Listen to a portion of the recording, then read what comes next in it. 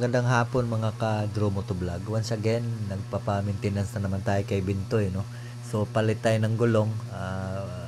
Bumili lang tayo second hand. Pero nasa 85% pa naman so far.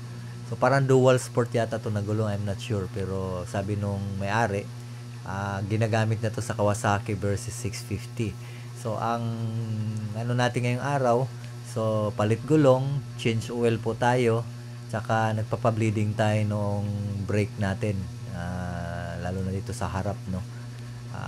Medyo maano na kasi, madumi na. Ayan. So ginagamit natin is as usual, Motol, as recommended by Bintoy.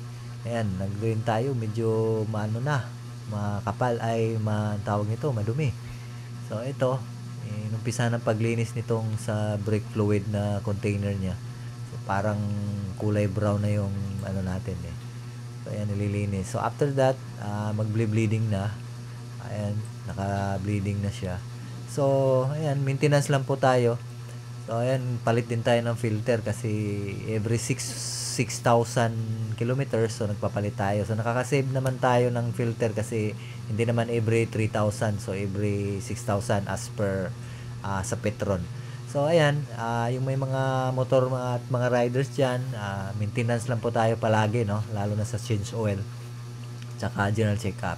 So ayan, so far ngayon hapon yan lang muna. So antabayanan natin yung sa sunod natin na vlog. So subscribe lang tayo palagi.